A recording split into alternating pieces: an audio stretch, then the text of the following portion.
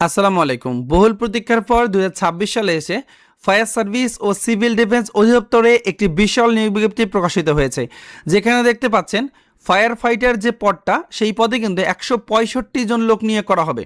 তো এখানে আপনারা বাংলাদেশের সকল জেলা থেকে নারী পুরুষ উভয় প্রার্থী যারা অষ্টম এসএসসি ও এইচএসসি পাস করেছেন তারা কিন্তু আবেদন করতে পারবেন।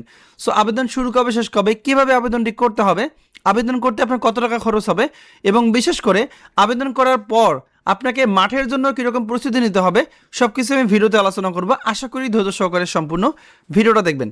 আর মূল ভিডিও আলোচনা করার পূর্বে আপনারা যারা এখনও ফায়ার সার্ভিস ও সিভিল ডিফেন্স অধিদপ্তরে 2026 সালের জন্য আপডেট চূড়ান্ত সাজেশন সংগ্রহ করেন নাই, দেখতেই পাচ্ছেন আমাদের কাছে আপডেট চূড়ান্ত সাজেশন আছে, লিখিত ও ভাইভা পরীক্ষার জন্য উত্তর সহ দেওয়া আছে, যেখানে কিন্তু বিগত বছরের প্রশ্নগুলো আপনারা উত্তর সহ পেয়ে যাবেন। এটার মূল্য 100 টাকা।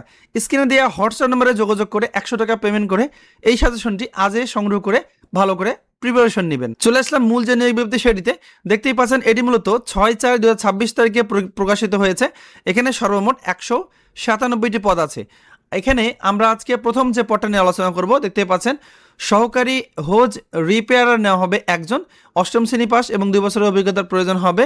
অফিস সহায়ক নেওয়া হবে 4 জন। এখানে এসএসসি পরীক্ষায় উত্তীর্ণ হলেই আবেদন করা যাবে। এর পরের পদ আমরা আলোচনা করব ফায়ার ফাইটার। এই ফায়ার ফাইটার পদে কিন্তু টোটাল 165 জন লোক নিয়োগ করা হবে। এখানে বেতন দেওয়া হবে 9,000 টাকা থেকে 21,800 টাকা। যারা পুরুষ প্রার্থী ফায়ার ফাইটার পদে আবেদন করবেন তাদের ক্ষেত্রে আপনাকে এসএসসি পরীক্ষায় পাশ করতে হবে এবং আপনার উচ্চতা হতে হবে 5 ফুট 6 ইঞ্চি, বুকের মাপ হতে হবে 32 ইঞ্চি। প্রার্থীকে ত্রুটিমুক্ত শারীরিক গঠনের অধিকারী হতে হবে, অবশ্যই অবিবাহিত হতে হবে, বিয়ে হওয়া যাবে না। যারা নারী প্রার্থী আবেদন করবে তাদের ক্ষেত্রে দেখতে পাচ্ছেন যে এসএসসি পরীক্ষায় উত্তীর্ণ হতে হবে, শারীরিক যোগ্যতা দেওয়া আছে 5 ফুট 3 ইঞ্চি ন্যূনতম, বুকের মাপ হচ্ছে 30 ইঞ্চি এবং প্রত্যেক প্রার্থীকে অবশ্যই শারীরিক গঠনের অধিকারী হতে হবে, অবশ্যই অবিবাহিত হতে হবে। এখানে নার্সিং অ্যাটেন্ডেন্ট যে পদটা দেওয়া আছে এই পদের ক্ষেত্রেও কিন্তু সেম যোগ্যতা। তো এখন আপনারা অনেকেই বলতে পারেন যে ভাই ফায়ার ফাইটার পদে আবেদনের জন্য আপনার বয়সটা কত থেকে কত হতে হবে।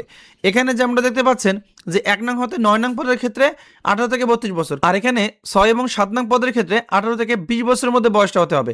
এখন কত তারিখ ধরে আপনি হিসাব করবেন, তো যেমনটা দেখতে পাচ্ছেন এখানে দেওয়া আছে যাদের জন্ম 1/4/2006 সাল থেকে 31/3/2008 সালের মধ্যে, শুধুমাত্র সেই সকল প্রার্থী কিন্তু এই দুইটা পদে আবেদন করতে পারবে। সো আপনারা আশা করি বুঝতে পেরেছেন যে ফায়ার সার্ভিসের ফায়ার ফাইটার পদে কি কি শিক্ষাগত যোগ্যতা এবং বয়স কত হতে হবে এই বিষয়টা। সো এই সার্কুলারের বাকি অংশটুকু আলোচনা করার পূর্বে আপনাদের যাদের এই সার্কুলারটি প্রয়োজন হবে যে আমার এই সার্কুলারটা দরকার, তারা আমাদের Facebook page govt job circular BD, এটা কিন্তু ফেসবুকে গিয়ে সার্চ করলেও পাবেন। তা এই ফেসবুক পেজ এসে একটু পরে কিন্তু আমরা ভিডিওটা এখানে দিয়ে দেবো। এই ফেসবুক পেজ এসে ওই ভিডিওর নিচে জাস্ট কমেন্ট করবেন। আমি আবারও বলে দিচ্ছি, এটা কিন্তু শুধুমাত্র আমাদের ফেসবুক পেজে কমেন্ট করলে আপনারা সার্কুলারটা পাবেন, আপনাদের মেসেঞ্জারে অটো চলে যাবে। জাস্ট আপনারা কমেন্ট করবেন FSCD 2026, যেমনটা স্ক্রিনে দেখতে পাচ্ছেন FSCD 2026, জাস্ট আপনারা লিখে কমেন্ট করবেন আমাদের ফেসবুক পেজে।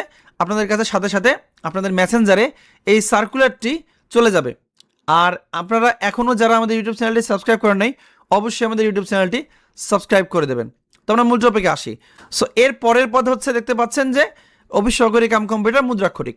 এখানে 9 জন লোক নিয়ে করা হবে। এখানে এসএসসি পাস হতে হবে, কম্পিউটার ব্যবহারে দক্ষতা থাকতে হবে, computer word processing, email, fax machine চালানোর দক্ষতা থাকতে হবে, কম্পিউটার টাইপে প্রতি মিনিটে বাংলায় 20 শব্দ ও ইংরেজিতে 20 শব্দের গতি টাইপিং স্পিড থাকতে হবে। এরপর নেওয়া হবে ড্রাইভার, 9,700 থেকে 23,490 টাকা বেতনে 13 জন লোক নিয়ে করা হবে। অষ্টম শ্রেণী পাস সহ আপনার বৈধ ড্রাইভিং লাইসেন্স থাকতে হবে এবং শারীরিক যোগ্যতা হচ্ছে 5 ফুট 4 ইঞ্চি লম্বা হতে হবে, বুকের মাপ হচ্ছে 32 ইঞ্চি এবং ওজন হচ্ছে 110 পাউন্ড।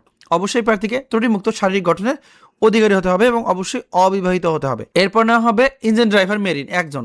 এখানে স্বীকৃতিপ্রাপ্ত কোনো প্রতিষ্ঠান হতে সংশ্লিষ্ট বিষয়ে সনদধারী হতে হবে। ধর্মীয় স্বীকৃতি হবে ইসলাম একজন। এখানে ফাজিল পাস সহ সংশ্লিষ্ট ক্ষেত্রে 3 বছর বাস্তব অভিজ্ঞতার প্রয়োজন হবে। এরপর সার্টিফিকেট কাম কম্পিউটার অপারেটর নেওয়া হবে একজন।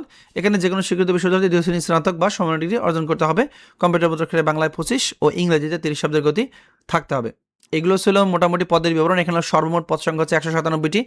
বাংলাদেশের যে সকল নারী পুরুষ প্রার্থীর শিক্ষাগত যোগ্যতা মিলবে তারা কিন্তু অবশ্যই এই ফায়ার ফাইটার পদটা কিন্তু কেউ মিস করবেন না, কারণ এরকম একটা সুবর্ণ সুযোগ।